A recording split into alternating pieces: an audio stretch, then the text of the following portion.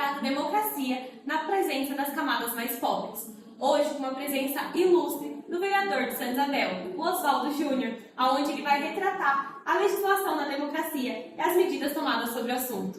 Bom dia, Oswaldo. Bom dia. Agradecemos muito pela sua participação dentro do projeto e também o seu embasamento teórico que isso vai tratar dentro do projeto. Bom, indo para as perguntas, Oswaldo, o Estado atualmente adota uma democracia representativa, assim como é de seu conhecimento. As camadas mais pobres da sociedade sofrem diversos desafios para que garantam dignidade e bem-estar ao longo de suas vidas. Para o senhor, como o uso da democracia é utilizado como um instrumento eficaz para não apenas fazer com que essas pessoas sejam ouvidas, mas que haja políticas públicas eficazes para as mesmas, a fim de reduzir esses problemas? Bom dia, pessoal. Primeiro, agradeço o convite de vocês. Estar aqui é um grande prazer participar desse projeto. E quando a gente fala de democracia, uma das grandes ferramentas que a democracia faz uso são as instituições. Quando a gente fala de instituições, a gente está falando desde uma escola, desde um prédio público, desde uma entidade privada, etc. Suas diferenças dentro das camadas sociais fazem com que as pessoas sejam absorvidas nas suas vulnerabilidades, nas suas qualificações. A gente tem uma assistência social, a gente tem um fundo social, ao mesmo tempo que a gente tem centros de formação, ao mesmo tempo que a gente tem uma Câmara Municipal, ao mesmo tempo que a gente tem uma Prefeitura. Então, quando a gente fala de fortalecer o diálogo com as classes mais vulneráveis do país, a gente está falando necessariamente de explorar melhor essas instituições. Vou dar o exemplo da escola. A escola ela ensina o aluno, o professor está ali, o aluno está ali, mas a comunidade que mora em volta da escola também precisa ser envolvida. Como? Por meio de uma festinha na escola, por meio de uma palestra, por meio de um trabalho como esse que vocês estão fazendo, em que pretende-se levar conscientização para as pessoas, pretende-se ampliar, democratizar a própria discussão de um determinado assunto. Hoje a gente está falando de democracia aqui. E isso vai de dentro da escola, parte de dentro da escola para a sociedade, através de um mecanismo, de uma ferramenta de comunicação no meio digital. Então, quando a gente fala de ampliar os horizontes do diálogo, da democracia com as diferentes classes do nosso país, da nossa sociedade, a estratificação social, eu acredito muito que através do fortalecimento das instituições, a gente ter a escola mais perto do povo, a Câmara mais perto do povo, a Prefeitura mais perto do povo e outras instituições que fazem parte da nossa sociedade, dialogando com as pessoas e com os problemas que elas enfrentam, os desafios que elas enfrentam no dia a dia. Isso fortalece a sensação do indivíduo, do cidadão, fazer parte disso. Porque o que acontece com o povo de uma forma geral? Talvez nem seja só no Brasil, mas no Brasil isso a gente enxerga de uma forma mais acentuada. O distanciamento das pessoas em relação às instituições. As pessoas não sabem o que acontece no âmbito de um prédio público, no âmbito de uma secretaria municipal, no âmbito de uma escola. Quem sabe é quem vive aquilo ali. E esse envolvimento é necessário. A gente precisa estar mais por dentro, precisa se interessar mais. Ah, Oswaldo, mas como é que eu vou me interessar mais? Aí nascem os mecanismos que a gente está falando. Você cria uma festa, você cria uma palestra, você cria um programa, você cria uma maneira das pessoas se sentirem pertencentes àquele meio. E aí elas têm mais segurança para falar, mais liberdade para atuar, para expressar a opinião. E a gente está fortalecendo a democracia à medida que a gente fortalece esses princípios que são conceituais dentro da grande democracia. Diante do que o senhor falou, a gente trouxe alguns dados que foi pesquisado pelo Datacena em 2024, onde mostra que o apoio à democracia teve uma queda, que passaram de 79% para 69%. Entre essas pessoas que estudaram até o nível superior, o apoio do regime democrático é de 87%, antes era 56%. Dessas pessoas que tinham escolaridade mais baixa. É notório a relação do grau de escolaridade com essas pessoas. Essas pessoas que não completaram o ensino fundamental completo e o médio, geralmente pertencem às camadas mais pobres do Brasil. Diante disso, Como você acha que a educação pode ser utilizada como um instrumento de conscientização para as camadas mais baixas, fazendo que a democracia fosse mais valorizada? Essa pergunta é perfeita, gente. Quando a gente fala de educação, rapidamente vem o conceito acadêmico na cabeça das pessoas. Olha o conceito de aprender, tirar notas, passar de ano e ter um diploma no final que diz que você possui o conhecimento. Mas, na verdade, a educação é igual a transformação. Transformação social vai passar necessariamente por uma evolução que nós temos através do conhecimento. Porque o conhecimento ele nos traz algumas coisas que nos ajudam a ter uma vida melhor e a proporcionar uma vida melhor aos outros. Como o quê? Quando você absorve esse conhecimento, você passa a aumentar o seu nível de respeito. Porque se você sabe que porque uma pessoa alcançou o que alcançou, outras pessoas não tiveram as mesmas oportunidades, você passa a respeitar mais. Quando você passa a entender a história da humanidade, para a mulher ganhar direito a voto, para o combate a questões antirracistas, entre outros assuntos, você passa a entender mais o mundo à sua volta, compreender mais as pessoas e a se preparar tanto para o âmbito profissional quanto para o âmbito social. Então, quando a gente fala em educar, a gente está dando para as pessoas autonomia e independência para seguir seus próprios caminhos e construir seus próprios pensamentos e futuro. Dessa maneira eu estou aproximando, estou dando oportunidade das pessoas de mais baixa renda terem uma evolução, tanto na sua renda, quanto na sua capacidade de visão do mundo, quanto na sua avaliação, na sua análise da problemática dos desafios sociais. Então a educação tem essa capacidade de fazer o que a gente chama de promoção social. A pessoa pode se promover. Uma pessoa de uma classe mais pobre, ela pode evoluir para uma classe média, uma classe alta, se ela tiver educação como ferramenta básica. Oswaldo, mas existe exemplo de pessoas que conseguem promoção social sem educação. Existe, mas isso é regra ou é exceção? Entende? O que a gente quer participar? De um processo que faz de alguns sucesso ou que vai fazer de uma ampla maioria sucesso? Isso eu não estou nem entrando naquela questão de que sucesso seja necessariamente promoção social, tá, gente? Porque o sucesso ele pode ser de diferentes formas para diferentes pessoas. Às vezes o sucesso é ter paz, é ser feliz com o que a gente tem, é ser grato pelo que a gente tem. Mas, analisando de um ponto de vista que eu preciso sair de um ponto A e até um ponto B e evoluir nesse caminho financeiramente, socialmente, espiritualmente, etc., a educação é a grande ferramenta que vai permitir isso. Porque ela se embasa na leitura, ela se embasa na escrita, ela se embasa na fala, ela se embasa em você saber fazer escolhas e argumentar por essas escolhas, porque você tem mais conhecimento, então você consegue entender melhor, diferenciar duas oportunidades, entender melhor você mesmo nesse caminho, que daí a gente vai chamar de inteligência emocional e tudo isso é parte do processo educacional. Não é só pegar o livro, ler, fazer a prova, passar de ano, mas é viver o desenvolvimento, a curva de aprendizagem que cada aula, cada ano, cada amizade na escola, cada experiência trocada proporciona. Começo agradecendo a você por dar essa oportunidade dessa conversa e adiciona ao que você disse, né? Educação também é cultura, né? Exato. Temos que ter a cultura de nos posicionar, de nos impor como sociedade. E aí já é um gancho para a minha pergunta, que fala sobre a representatividade e a participação popular.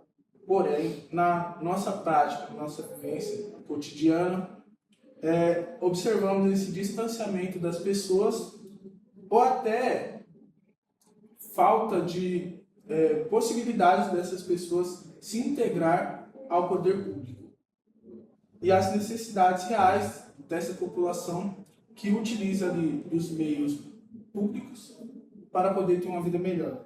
Em sua experiência como vereador, quais são os maiores desafios para aproximar essa política das pessoas comuns e garantir que a democracia seja realmente exercida por nós? Muito boa pergunta também, gente. Eu vou usar uma palavrinha aqui para a gente poder fazer essa conversa. Interesse. Nós vamos atrás do que nós temos interesse. Nós buscamos o que nós temos interesse. Nós assistimos o filme que a gente mais gosta. Nós escutamos o tipo de música que a gente mais gosta. E a política, historicamente, e aí entrando no conceito democrático mais específico, ela não desperta o interesse popular. Você não vê alguém virar e falar assim, você está numa rodinha e você fala, alguém, o que vocês gostam? O que vocês gostam aí? Aí um vai falar, gosto de futebol. A outra vai falar, gosto de vôlei, gosto de correr, gosto de brincar, gosto de conversar. Ninguém vai dizer, eu gosto de política. E se alguém disser, eu gosto de política, ou eu quero saber mais sobre democracia, os outros vão olhar e falar assim, que isso? Porque nós já criamos essa cultura. Então, um dos maiores desafios que eu enxergo é a gente mudar uma cultura. Que mudar uma cultura não é fácil, é uma construção que leva tempo. Né? Gerar oportunidade para que as pessoas consigam enxergar o lado bom da política, da democracia, que não é aquele lado midiático que mostra o desastre, o escândalo. Existem pessoas trabalhando ali. Existem pessoas fazendo com que a instituição fomente o assunto. Mas para isso também existe a parcela de responsabilidade da instituição. A gente fala bastante assim, o povo não participa, o povo não vem aqui, o povo não quer estar aqui, tá? Mas o que nós fazemos para que o povo esteja? Como nós conseguimos nos conectar ao interesse das pessoas? Por que esse espaço onde a gente trabalha, vou dar o exemplo da Câmara, que é onde eu estou no dia a dia, por que esse espaço não é atrativo? O que falta para ele? Falta cor? Falta evento? Falta relevância pública? Falta a gente discutir mais o que está no dia a dia das pessoas? Falta convidar as pessoas para vir aqui? Falta ir palestrar nas instituições e mostrar como a Câmara afeta o dia a dia das pessoas? Para elas perceberem, poxa, se eu estou lá hoje, eu estou aprendendo sobre esse determinado assunto, eu estou discutindo, eu estou entendendo esse determinado assunto, ou questionando esse determinado assunto, que vai ter uma influência positiva ou negativa no meu dia a dia daqui a um tempo, ou agora. Então, criar esse contexto, conscientizar, levar as pessoas, porque a gente tem alguns eventos na Câmara, existem alguns momentos que a gente consegue ter público, consegue atrair as pessoas. Mas eu digo para vocês por experiência, de 5 anos no Legislativo. Vocês sabem o que mais atrai pessoas? Pessoas. Quanto mais humano o negócio é, mais você mexe com gente, mais você conversa com as pessoas, você atrai e fala assim, lá na Câmara vai ter um negócio hoje, vai ter bastante gente conversando sobre tal assunto. A chance da gente ter mais gente ainda é maior. Agora, se todo mundo vê que ninguém vai, aí que ninguém vai mesmo.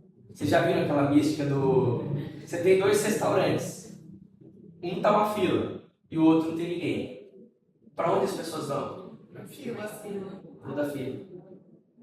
Pessoas atraem interesses das outras pessoas. Vocês sabem por que Instagram, Facebook, TikTok faz sentido? Faz fama?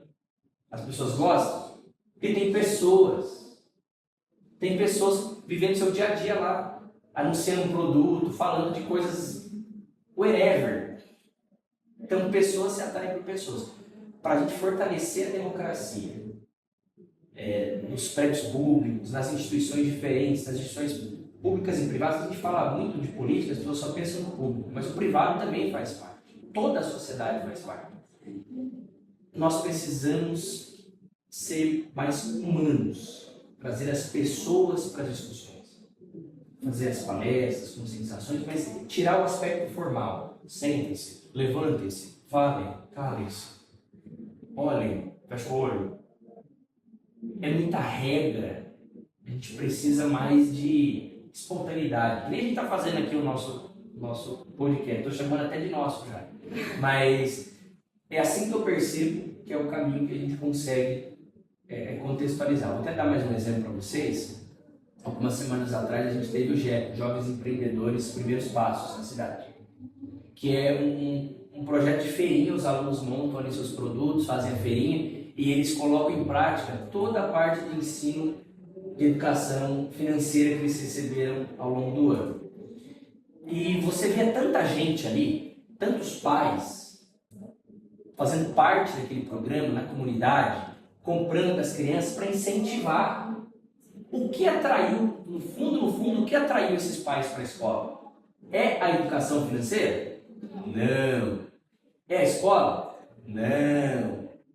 Mas a vontade deles de ver o que as crianças fizeram e incentivar as crianças. O que levou esses pais à escola são os filhos deles.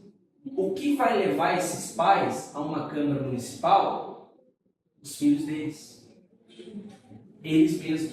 O dia que a gente conseguir envolver mais as crianças, envolver mais as pessoas, envolver mais os jovens, a gente vai ter mais gente frequentando, discutindo, falando, se aproveitando, e a democracia com consequências fortalece. Porque a base da democracia são as pessoas. É a gente ter a liberdade individual, é a gente ter o aspecto coletivista, é a gente poder ter a segurança de expressar, de falar e de levar diferentes assuntos para diferentes instituições que são encarregadas de fazer isso.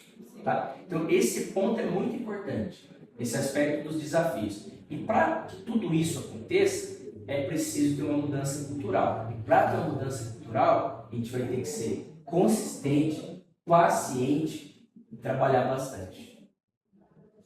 E isso é uma da motivação de existir o Democast, porque a gente observa que há poucos projetos que falam sobre o assunto. E é bom haver essa promoção e para tornar as pessoas mais habituadas ao assunto também, porque falar de política hoje em dia é um tabu, como você disse, que há muita violência no meio, e acaba que pessoas, até como eu também, quando perguntam para mim o que você, de que lado você está, e não sei o quê, e eu respondo de lado nenhum, porque é exatamente isso. De um lado você toma tiro e do outro você toma bomba. E isso causa com que as pessoas se retraem e não falem sobre democracia, não disponham suas opiniões e não busquem informar sobre. Eu acredito que o seu trabalho, integrando-se a alunos, a pessoas comuns, como eu disse na minha pergunta, é interessante para a gente instaurar essa cultura nas pessoas. Eu parabenizo vocês pela iniciativa, eu concordo plenamente. Hoje em dia, falar de política está menos tabu do que já foi um dia. Porque as pessoas começaram a ter coragem de começar a falar. E um trabalho como esse é exemplo de coragem, é exemplo de criatividade e é exemplo de explorar um assunto que é muito pouco comentado. Você vê que tem muita coisa para falar. A gente seguir aqui, a gente consegue escorrer muito mais. Mas vamos deixar para outros episódios também, para as pessoas olharem e quererem acompanhar mais vezes, não é mesmo? Bom, Oswaldo, a gente agradece muito pela sua participação, principalmente pela sua representação aqui de uma camada superior, querendo ou não, que é o governo. E ele está inserido no nosso projeto, sim, como o senhor mesmo falou, com a democracia. Todos nós podemos participar. E quem sabe lá na frente um dia é um de nós que está fazendo o seu papel. E quem sabe são os nossos filhos que estão falando sobre a democracia com um tabu muito mais reduzido. Então a gente agradece pela sua participação e fiquem atentos nos próximos episódios de Democast. Após analisarmos o conteúdo apresentado neste projeto, podemos concluir que falar sobre democracia é, acima de tudo, falar sobre liberdade e direitos. Para um cidadão de baixa renda e que vive em condições precárias, o voto é sua única arma a favor da cidadania e contra a desigualdade. Por isso, cada mudança democrática enfrentada pelo Brasil pode significar uma alteração drástica na vida de cada brasileiro, principalmente na dos mais vulneráveis. Já que ao abordarmos esse assunto é de extrema importância, não lidamos só com apenas o sistema político, mas sim com a felicidade geral de uma nação cada vez mais oprimida por um poder tomado pela elite capitalista, onde a sobrevivência é apenas uma tentativa constante e cada vez menos provida de direitos humanos. Por fim, é extremamente relevante o debate acerca do tópico, Já que a educação política é o caminho para a libertação da ignorância, onde um país que não conhece seu passado e sua estrutura atual está fadado a cometer repetidamente os mesmos erros.